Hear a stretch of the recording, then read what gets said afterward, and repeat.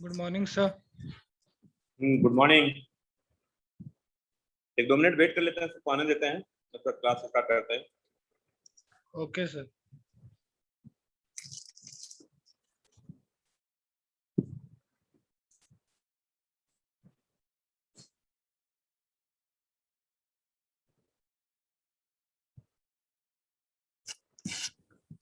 Sir ये college में sir offline classes वगैरह कब से होगा सर, कुछ वैसा जानते हैं क्या? अब हमको आइडिया नहीं है इसका, वो प्रिंसिपल मैम है और वो लोग डिसाइड करते हैं, हमको इसका कोई आइडिया नहीं है।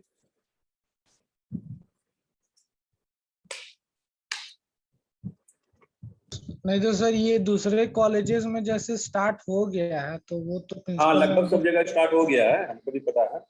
यहाँ भी लोग कोशिश कर रहे हैं, जैसे भी हॉस्टल भरने का नोटिस गया है ना, तो उसके बाद हाँ धीरे धीरे सर। करेंगे, तो सब धीरे धीरे कर रहे हैं, जो भी है अच्छा सब वो फॉर्मेलिटी करके करेंगे।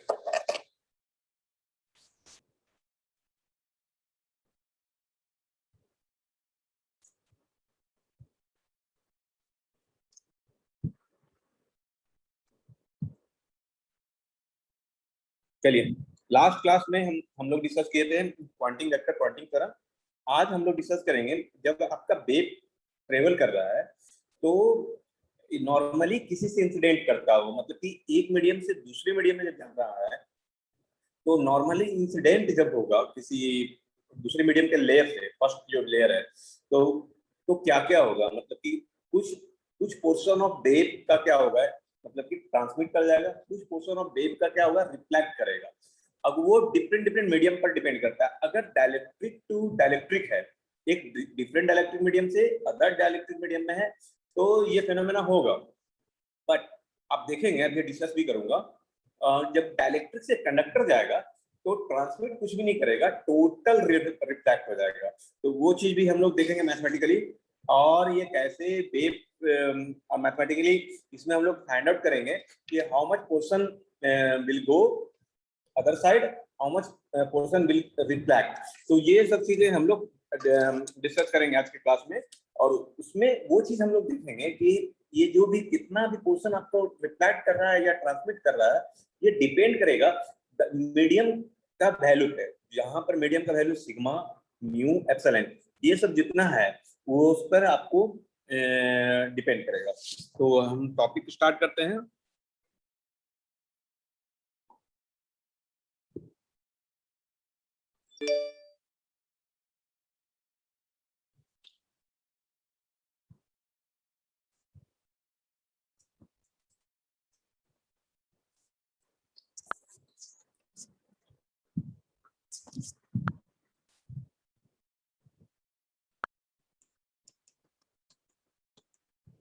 Reflection of a plane wave hit normal incidence, देखिए नॉर्मल इंसिडेंस मतलब क्या है कि वो कुछ एंगल से नहीं होगा। मतलब कि मान लीजिए कि एक मीडियम है,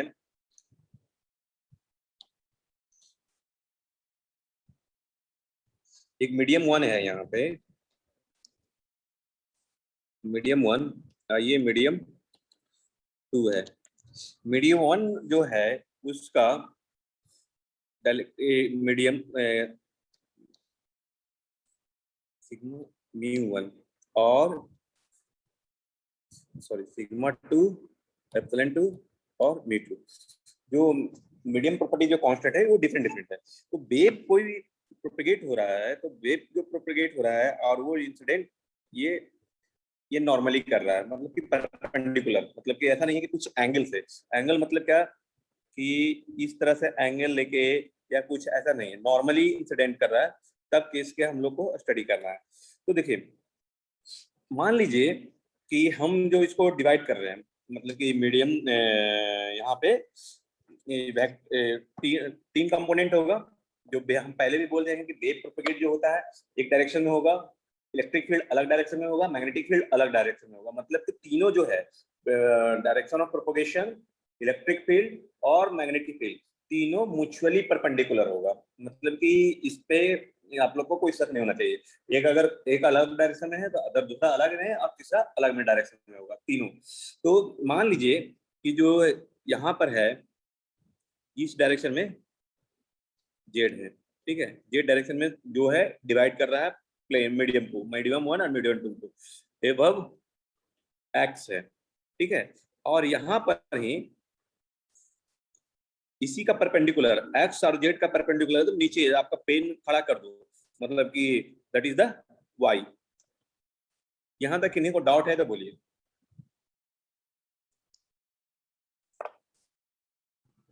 सर एक बार थोड़ा रिपीट कर सकते हैं, थोड़ा लेट हो जाएंगे। ठीक है ठीक है।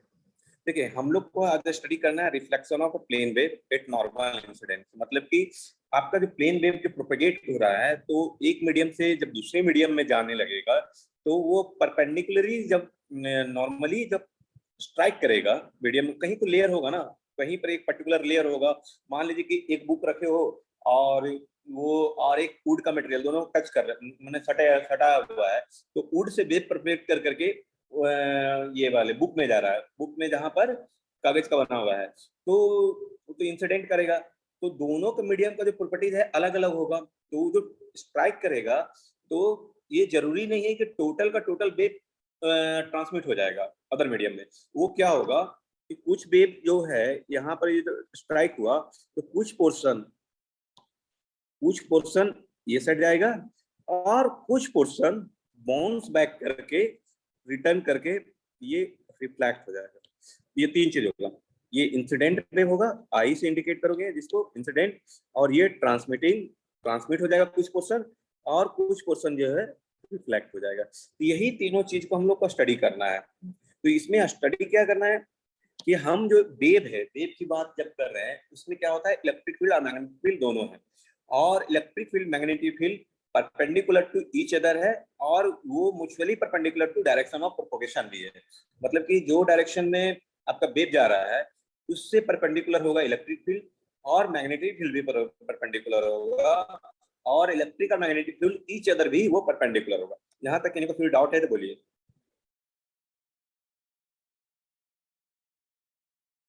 आगे बढ़े। Yes sir.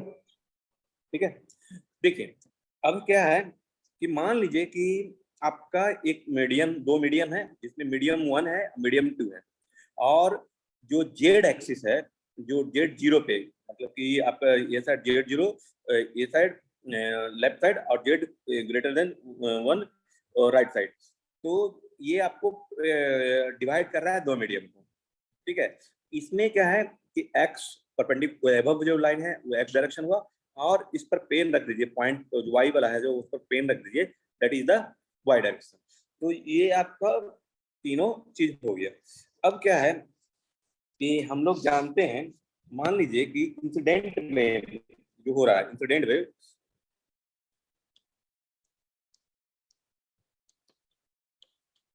इंसिडेंट वेव है जो कि जिसका इलेक्ट्रिक फील्ड EI और मैग्नेटिक फील्ड HI है, ठीक है।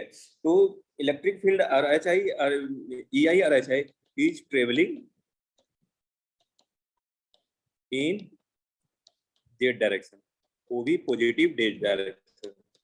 देखिए इधर से आ रहा है कोई वेव, इस डायरेक्शन से आ रहा है, जो रेड वाला जो है इंसिडेंट आई जो लिखे हैं वो इधर से आ रहा है, तो किस डायरेक्शन में जा रहा है? डायरेक्शन आपका क्या है? पॉजिटिव जेड डायरेक्शन तरफ है। आर का क्या है डायरेक्शन? रिवर्स जेड डायरेक्शन, मतलब कि नेगेटिव जेड डायरेक्शन। और टी का जो डायरेक्शन है क्या है? टी का डायरेक्शन भी पॉजिटिव जेड डायरेक्शन है। तो इंसिडेंट वेव जो है वो डायरेक्शन जेड है, ठीक है।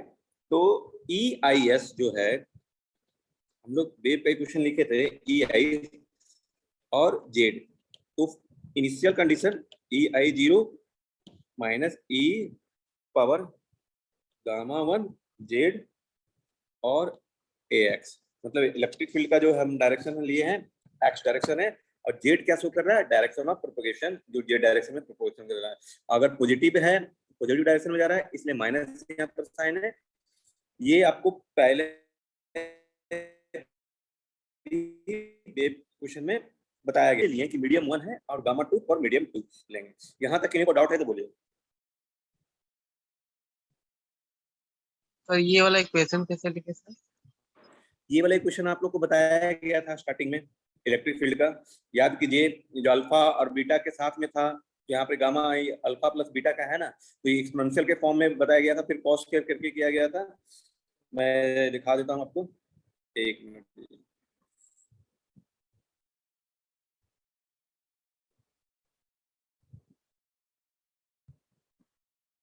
रिवाइज कीजिएगा। EZT ये जो है ना अल्फा जीटा, तो ये बीटा है, तो उसको फिर एक्सपोनेंशियली आपको यहाँ पर डायरेक्शन प्रोपगेशन ये सब फाइंड आउट करते हुए अल्फा मतलब कि हाँ EJ बीटा ये सब करते हुए आपको इस फॉर्म में लिखा गया है, मतलब कि अल्फा ये कॉस बीटा है, इसलिए उसको हटा अल्फा प्लस, देखिए gamma equal to alpha plus J beta होता है, तो कॉस बीटा को फिर जे बीटा में क्लास में हम लोग एक्सप्लेन किए हैं जी उसको, ठीक है। उसको आप एक बार रिवाइज कर लीजिएगा। तो ये अभी तत्काल जानिए कि इतना हो रहा है, ठीक है।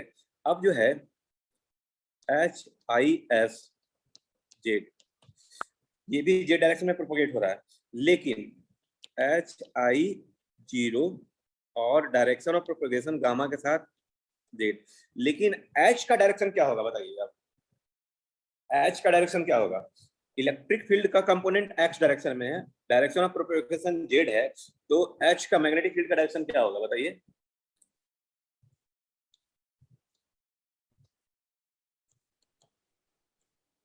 बहुत बार बता चुके हैं, direction of propagation, electric field का डायरेक्शन और ये मैग्नेटिक फील्ड का डायरेक्शन। अब बताइए क्या होगा?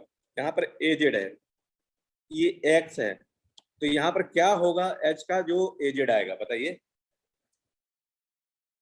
AY sir. AY sir. AY good. तो यहाँ पर हम डायरेक्शन क्या ले लेंगे? AY। यहाँ तक कोई डाउट? अब देखिए, अब HIS को जेड, इसको in terms of electric field का मैग्नीट्यूड के रूप में लिख सकते हैं, I0 बाय ईटा 1, ये भी बताया गया है AY। ये क्वेश्चन 1 और ये क्वेश्चन 2। यहाँ तक किसी को डाउट है तो बोलिए।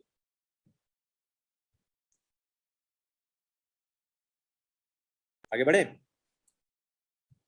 ये इंसिडेंट वेव दोनों सर वो वाला समझ हाँ? में नहीं आया कौन वाला सर। समझ में नहीं आया? Sir AK equals to AT क्या लिखे सर, वो नहीं समझ में आया।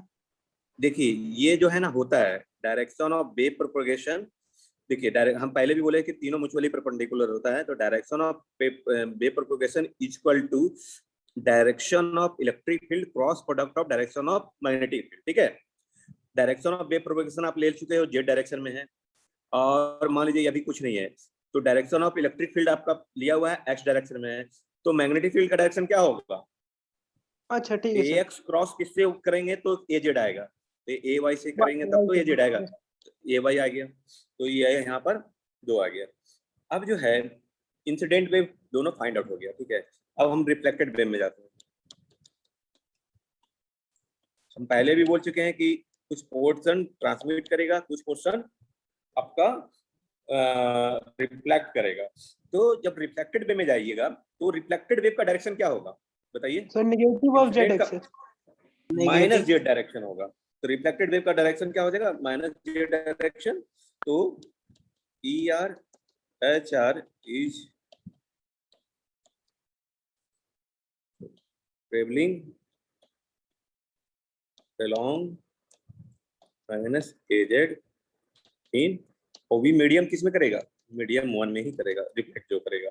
तो E R S Z equal to E R 0 E to power gamma.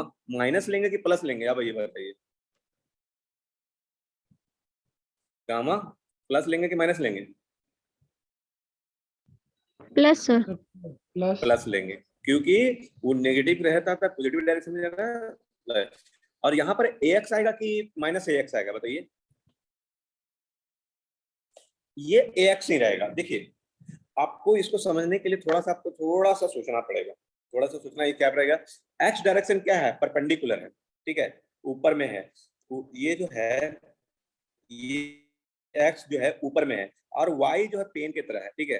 तो x आप ये इधर जाए चाहे इधर जाए, वो ऊपर वाला जो ऊपर का जो डायरेक्शन है वो हमेशा सेम ही रहेगा। अब फॉर एग्जांपल मैं बताता हूँ।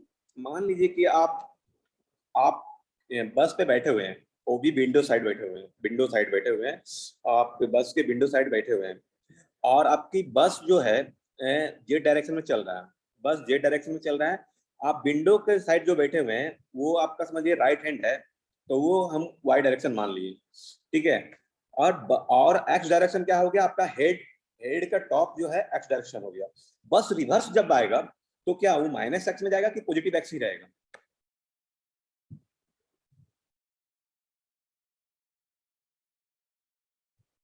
क्वेश्चन समझ में आया?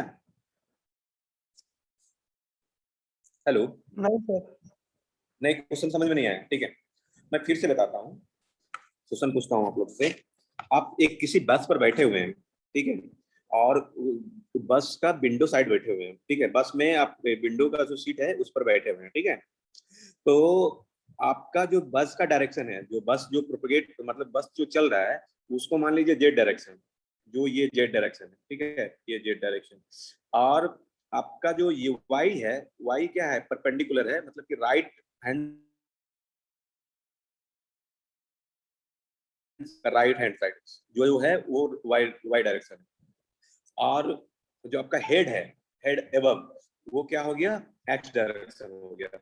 अब बस जो है इस डायरेक्शन में जा रहा था पहले, अब रिवर्स डायरेक्शन में आ गया, तो क्या जो हेड का जो डायरेक्शन है, हेड के ऊपर का जो डायरेक्शन जो था वो चेंज होगा या सेम रहेगा? सेम रहेगा। सेम रहेगा। सेम रहेगा मतलब वही इलेक्ट्रिक फील्ड है। यहाँ पर इलेक्ट्रिक फील्ड का डायरेक्शन एक्स माने हैं, तो पॉजिटिव जेड तरफ जाए या नेगेटिव जेड तरफ जाए, तो हमारा वो जो टॉप तरफ हम माने हैं तो वो क्या होगा? वो सेम रहेगा। तो यहाँ पर ये जो इलेक्ट्रिक सर, फील्ड रहेगा पर रिफ्लेक्टेड में सेम रहेगा। सर उसमें हाँ, वाई बोलिए। का डायरेक्शन चेंज होता है ना सर? वाई का डायरेक्शन चेंज होगा, तो वाई का हम किस में माने हैं? मैग्नेटिक फील्ड के लिए मांगे हैं ना, तो वो yes sir, yes. Magnetic field में चेंज होगा। तो एच आर एस जेड, तो एच आर 0 ई गामा जेड, और वाई का डायरेक्शन क्या हो जाएगा?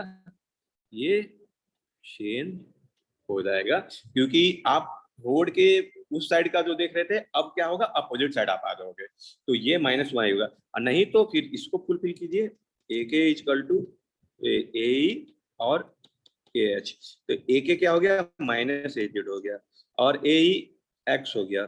तो ए एच क्या लेना होगा? माइनस ए वाई लेना होगा। इस तरह से भी आपको पता चल जाएगा। तो ये question number third, sorry question number third. फिर इसको इलेक्ट्रिक फील्ड के फॉर्म में लिखिए,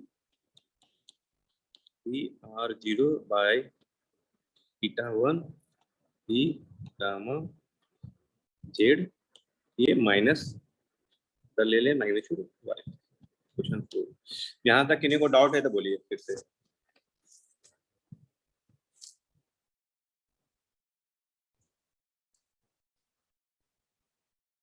आगे बढ़े?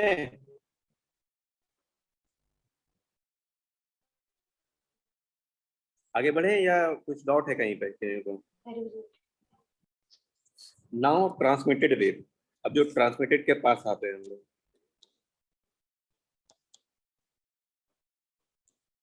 तो ट्रांसमिटेड वेव जब आ रहे हैं बाबू, तो ट्रांसमिटेड वेव का डायरेक्शन क्या होगा?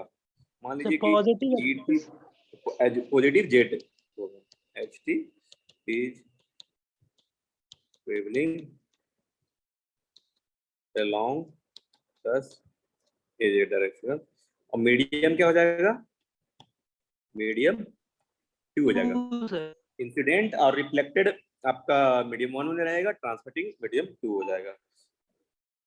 तो E T S Z E T 0 E minus gamma 2 Z X और H H T S Z H T 0 E to power minus gamma 2 Z, और ये क्या हो जाएगा? ए वाई हो जाएगा, वही डायरेक्शन में रहेगा, और E T U by theta 2 तो गामा 2 जेड ए वाई। तो ये क्वेश्चन ये 5 और 6, यहाँ तक अभी भी किसी को डाउट है तो बोलिए।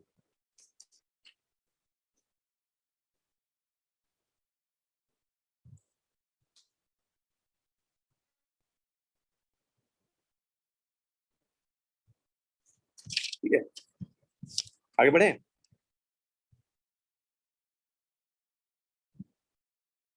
जी सर। ठीक है, अब बाउंड्री कंडीशन जब लगाएंगे हम लोग,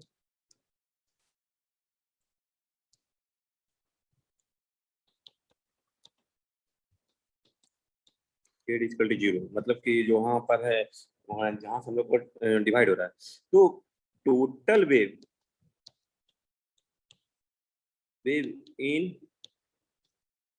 medium 1 equal to total wave in medium 2। तो टोटल वेव इन मीडियम 1 क्या होगा? मीडियम 1 वेव और reflected wave. Yes, E1 equal to ER incident plus ES और E रिफ्लेक्टेड। ठीक है, उसी तरह H1 equal to H1 HIF बोल सकते हैं, और HRS, और मीडियम 2 के लिए transmitted wave E2 equal to ETS और H2 इक्वल टू H2S। यहाँ तक कहने को डाउट है तो बोलिए। अब देखिए, अब हम बाउंड्री कंडीशन कहाँ पर लगा रहे हैं? Z इक्वल टू 0, तो Z हमारा क्या हो जाएगा? 0 हो जाएगा। तो हम Z इक्वल टू 0 जब हम पुट करेंगे, आपका एबव इक्वेशन जितना है, मान लीजिए इलेक्ट्रिक फील्ड के लिए हम देख रहे हैं, तो इलेक्ट्रिक फील्ड के लिए हमारा कौन सा इक्वेशन हुआ? फ्रॉम इक्वेशन 1, इक्वेशन 3 और इक्वेशन 5, वहां पर Z इक्वल टू 0 कीजिए, तो और इक्वेट कीजिए, तो क्या हो जाएगा? यहाँ पर से आपको आ जाएगा EI 0 plus ER 0 equal to ET 0। यहाँ तक किसी को डाउट है तो बोलिए। और HI 0 plus HR 0 equal to HT 0। यहाँ तक किसी को डाउट है तो बोलिए। ये क्वेश्चन कहाँ से आया? 1, 3 और 5 से, ये 2, 4, 6 से, हाँ उसी के पार्ट से आया। यहाँ तक किसी को डाउट है तो बोलिए। अब देखिए, दोनों को इलेक्ट्रिक फील्ड में हम कन्वर्ट करते हैं, ये 7 इक्वेशन हुआ, ये 8, तो HI इलेक्ट्रिक फील्ड के फॉर्म में क्या हो जाता है? ये EI 0 थीटा 1, और ये रिफ्लेक्टेड जो है नेगेटिव है, तो ER 0 थीटा 1 और ET 0 थीटा 2। अभी भी किसी को डाउट है तो बोलिए। लिख कैसे रहे सर? EI 0 हाँ। कैसे आ गया? हाँ, ये बाउंड्री कंडीशन जो है, बाउंड्री मतलब क्या हुआ बाबू? कहाँ पर से सेपरेट हो रहा है? हम तो जेड डायरेक्शन ही सेपरेट करने के लिए माने ना कि जेड जो डायरेक्शन जो प्रोपगेशन है वो जेड 0 ये जो है यहाँ पर जो है ये जो बाउंड्री है इस यहाँ से इधर जेड पॉजिटिव इधर साइड जेड नेगेटिव, तो जेड को ही सेपरेट कर रहा है हमारा, जेड सेपरेट कर रहा है तो बाउंड्री कहाँ पर लगेगा जेड इक्वल टू 0 पे। तो जेड इक्वल टू जब आप 0 पुट करोगे बाबू यहाँ पर देखो जेड इक्वल टू 0 तो ई आई 0 हो जाएगा ना, खाली ये 0 हो जाएगा तो एक्सपोनेंशियल खत्म हो जाएगा, ई आई 0 हो जाएगा सिर्फ। फिर यहाँ पर जब पुट करोगे एच वाला वे में तो मान लीजिए कि यहाँ पर ई का फॉर्म में ला दिए तो एच 0 आ जाएगा, खाली ई 0 बाई ईटा 1 आ जाएगा, समझ रहे हो। इसमें जब 0 पुट करोगे तो ये 1 हो जाएगा ना एक्सपोनेंशियल वाले में पावर पे, इसको कर दें या तुम समझ गए ना, ठीक है। तो उसके बाद ay कहाँ चल जाएगा, कौन सा मतलब ई पे पावर डायरेक्शन जो बोल रहे हो हाँ ए एक्स सर, ए वाई जो बोल रहे हैं, हाँ ए एक्स सर ए वाई बोल रहे हो ना, अच्छा जी देखो उसको मतलब कि आप रख भी सकते हो नहीं भी रखोगे तो कोई दिक्कत नहीं है, मतलब कि वो जो सेम आ जाएगा। देखो ये ट्रांसमिटिंग का डायरेक्शन क्या हुआ, देखो अब मैं आप तुम लोग को सब सेम करना पड़ेगा। इसका देखो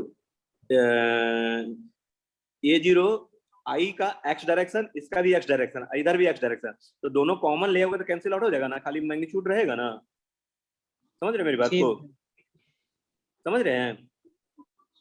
जी सर। और यहाँ भी देखिए जो नेगेटिव ए वाई था यहाँ भी ए वाई था, और नेगेटिव इसी कारण तो डायरेक्शन के कारण तो यहाँ पर नेगेटिव लिखे हैं, ये वाला पार्ट जो आर जो है नेगेटिव आया है। कहाँ वाला बोल ठीक रहे है, थे, पहले से दिखाया था नहीं पता चला। अरे जो रिफ्लेक्टेड वाला जो है, रिफ्लेक्टेड वाला जो आइए आप यहाँ पर मैग्नीट्यूड में ये जो आ जाओ में नहीं, यहाँ रिफ्लेक्टेड वाला ये जो रिफ्लेक्टेड आ जाओ, ये तो एच आर एस है, ठीक है, ये 0 कंपोनेंट, लेकिन जब ये आप ए वाई लिए हो नेगेटिव डायरेक्शन है तब तो ई आर 0 बाई ईटा 1 आया है, तो यहाँ पर ई आर 0 बाई ईटा 1 -1 लिखे है, और ए वाई तो कॉमन यहाँ भी है, ये वाई यहाँ भी है, ये वाई यहाँ भी है, तो ए वाई कैंसिल हो जाएगा। क्लियर हुआ, हाँ सर। ठीक है। अब देखिए अब आपका क्या होगा, इक्वेशन एक निकला P I 0 plus P R 0 plus P T 0, मान लीजिए ये 7 हो गया, और 1 बाई ईटा 1 यहाँ से P I 0 minus P R 0 और पी टी 0 ईटा 2, ठीक है। यहाँ तक इनको डाउट है तो बोलिए, ये क्वेश्चन 8 हो गया, ठीक है।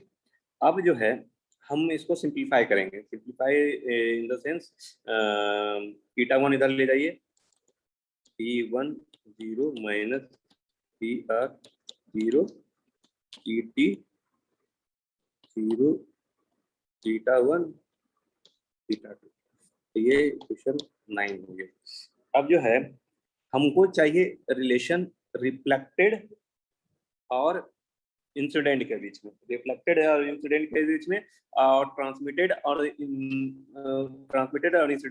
के बीच में। तो फर्स्ट हम रिलेशन लेते हैं ट्रांसमिटेड और इंसिडेंट के बीच में रिलेशन। तो 7 और 9 को जब ऐड करेंगे हम, इक्वेशन 7 और 9 को ऐड कीजिएगा तो 7 प्लस 9 कीजिए तो क्या हो जाएगा, ये ई आर 0 कैंसिल आउट हो जाएगा, तो 2 ई आई 0 इक्वल टू आपका आ जाएगा ई T 0 plus E T 0 eta 1 by eta 2, और इसको हम लोग कह सकते हैं ई आई 0 इक्वल टू आपका ई T 0 eta 2 plus eta 1 by eta 1, ये 2 रहेगा। और इसको इस तरह से भी लिख सकते हैं ई टी 0 इक्वल टू, इसको इधर ले आओ ईटा 1, गड़बड़ हुआ, ये ईटा 2 है जी यहाँ पर ईटा 2, तो 2 eta 2 et in terms of eta 0 sorry ei 0 के फॉर्म में लिख रहे हैं, तो ei 0 upon eta 1 plus eta 2 10। यहाँ तक किन्हीं को डाउट है तो बोलिए।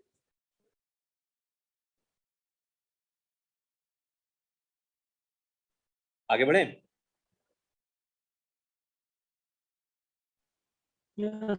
सर ठीक है, अब जो है ईटा का ईटी ट्रांसमिटेड का वेव का वैल्यू आप किसी 7 या 9 किसी में 7 और 9 में रखिए और ई आई और ई आर के बीच में रिलेशन निकालिए। हाँ बोलिए, क्या बोल रहे थे आप? सर यहाँ 7 और +9 किए हैं सर, तो हाँ। ET0 और ET0 ये कॉमन आएगा ना मैं सर, नीटा 1 बाई नीटा 2 का। अरे भाई 7 और 9 जब आप ऐड करोगे तो ई आर कैंसिल हो जाएगा। यहाँ पॉजिटिव है, यहाँ नेगेटिव है, 2 ई आई हो जाएगा, 2 ई आई होगा ऐड करोगे तो। फिर ये ईटा 0 ईटी 0 प्लस ये ईटी 0 ईटा 1 बाई ईटा 2 होगा। हाँ सर, अब कॉमन लोगे ईटी 0। हाँ बोलो। हाँ सर समझ गया सर, थोड़ा गड़बड़ आएगा। अरे यार तुम्हारा थोड़ा सा गड़बड़ाने से हमको ज्यादा बोलना पड़ जाता है। चलो ठीक है, अब क्या है, आप 10 का वैल्यू जो है ना आप 9 या 7 में रखिए। ठीक है, तो थोड़ा सा 9 और 7 में हम रखते हैं, तो हम 7 में रखते हैं। Put the value of 10 in equation 7। ठीक है, जब आप इक्वेशन 7 में आप रखोगे बाबू, तो हम क्यों कर रहे हैं, ईटी को एलिमिनेट करना चाह रहे हैं हम, ई आई और ई आर के बीच में रिलेशन लाना चाहते हैं। तो E I 0 plus E R 0 equal to E क्या था हमारा, ईटी था। तो ईटी का वैल्यू हम लोग लिखेंगे 2 eta 2 E I 0 upon eta 1 plus eta 2। ठीक है, आओ इधर ले आइए इसको, और नहीं इधर ले जाइए ई 0 को, E I 0 E R 0 equal to 2 eta 2 E I 0 upon eta 1 plus eta 2 minus E I 0। ठीक है, अब जो है कॉमन लीजिएगा, तो eta 1 प्लस eta 2 और अब 2 eta 2 E I 0 minus eta 1 E I 0 minus eta 2 E I 0, तो ये कैंसिल हो जाएगा। तो eta 2 minus eta 1 E I 0 upon eta 1 eta 2, इसके लिए ई आर 0 ई आर 0। यहाँ तक किन्हीं को दिक्कत है तो बताइए, समझने में किन्हीं को दिक्कत है तो बोलिए। अब देखिए नई दिक्कत है तो आगे बढ़ते हैं। दो टर्म्स है, दो टर्म्स क्या है, रिफ्लेक्शन कोएफिशिएंट और ट्रांसमिशन कोएफिशिएंट। तो रिफ्लेक्शन कोएफिशिएंट डिफाइन होता है,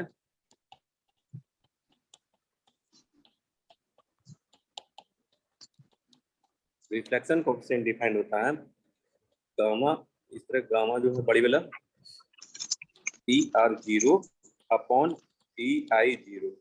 ठीक है, ई आर मतलब कि reflected wave by incident wave, तो reflected by wave by incident wave क्या हो जाएगा, eta 2 minus eta 1 plus eta 2। इससे क्वेश्चन आता है, मतलब कि आपको इंट्रिंसिक इम्पीडेंस ऑफ मीडियम 2 और इंट्रिंसिक इम्पीडेंस ऑफ मीडियम 1 दिया हुआ रहेगा, नहीं तो आपको निकालना पड़ेगा जिसमें कि सिग्मा म्यू और जैसे एप्सिलॉन से, और आपको ये फाइंड आउट करना होगा आपको रिफ्लेक्शन कोएफिशिएंट। तो आप ये eta 2 minus eta 1 upon eta 1 plus eta 2, और एक है ट्रांसमिशन कोएफिशिएंट। तो यहाँ पाई का सिंबल दिए सर, पाई नहीं है भाई, पाई नहीं है, ये गामा टाइप का है, गामा है बड़ी वाला जो गामा लिखते हैं ना वही है, गामा है बड़ा वाला गामा, बड़ा कैपिटल में जो इंडिकेट करते हैं वो है, इस तरह करके थोड़ा सा इस तरह इंडिकेट करते हैं। ठीक है, वो है। Reflection coefficient, transmission coefficient tau है, स्मॉल टाउ जो इंडिकेट करते हैं। तो टाउ इक्वल टू, देखिए रिफ्लेक्शन तो पहले रिफ्लेक्शन वाला आएगा अपॉन इंसिडेंट, ट्रांसमिशन तो पहले ट्रांसमिशन वाला आएगा अपॉन इंसिडेंट इक्वल टू, आप देखिए यहाँ पे 11 से नहीं 9 यहाँ 10 से आपको ये मिल जाएगा ईटी आएगा, तो ये 2 बीटा 2 अपॉन बीटा 1। यहाँ तक किन्हीं को डाउट है तो बोलिए।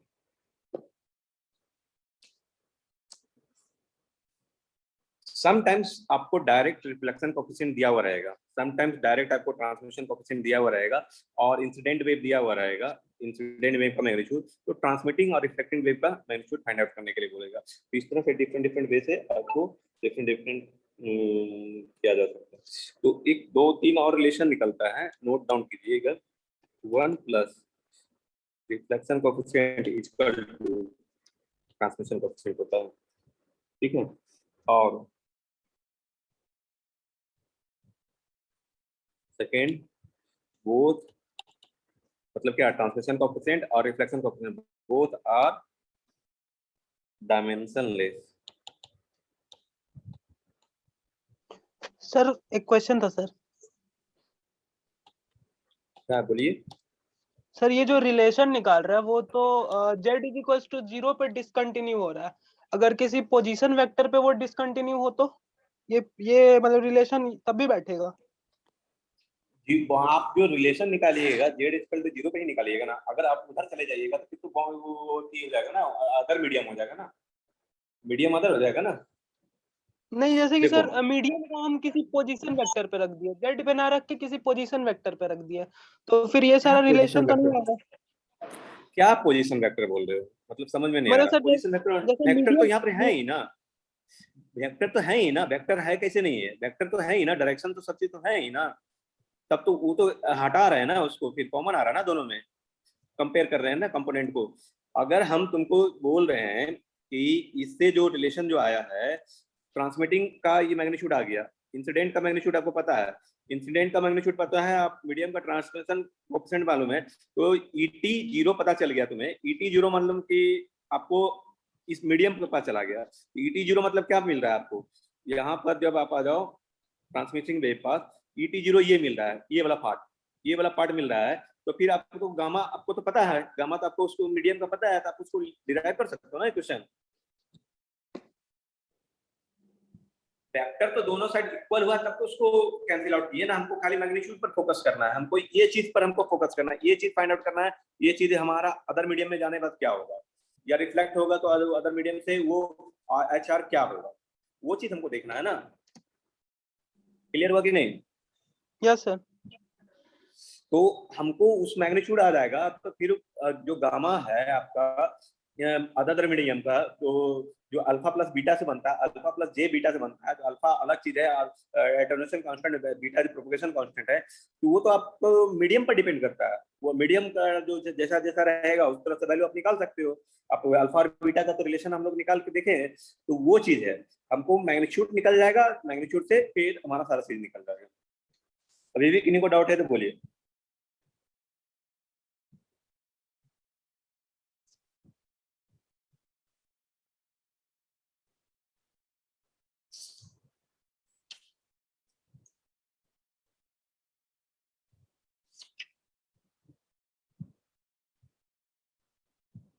क्लियर हुआ?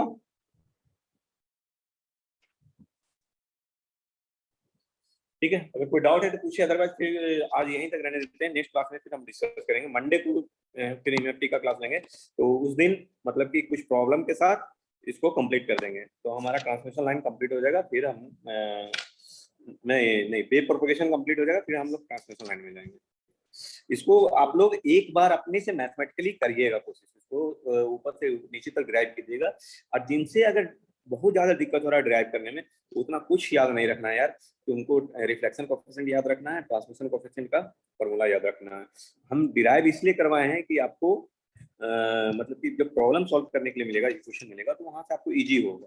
तो नहीं तो फिर इक्वेशन जब सॉल्व करेंगे, प्रॉब्लम जब सॉल्व करेंगे तो आपको उसमें भी एक्सप्लेन करूंगा मैं। तो यहाँ पे किन्हीं को डाउट है तो बोलिए, अदरवाइज फिर लेफ्ट कर सकते हैं।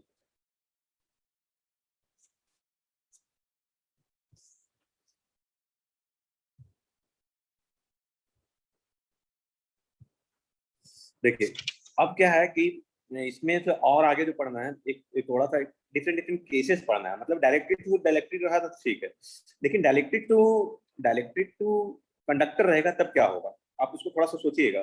डायरेक्टली टू कंडक्टर रहा, मान लीजिए कि पहला मीडियम डायरेक्ट्रिक रहा और सेकंड मीडियम डायरेक्ट कंडक्टर रहा, तो कंडक्टर रहेगा तो ईटा का वैल्यू क्या होगा, ईटा का वैल्यू 0 हो जाएगा। तो फिर उसमें क्या रिफ्लेक्शन कोएफिशिएंट क्या होगा, ट्रांसमिशन का, मैं नेक्स्ट क्लास में उसको डिस्कस करूंगा। तो टोटल वेव आपका रिफ्लेक्ट कर जाएगा।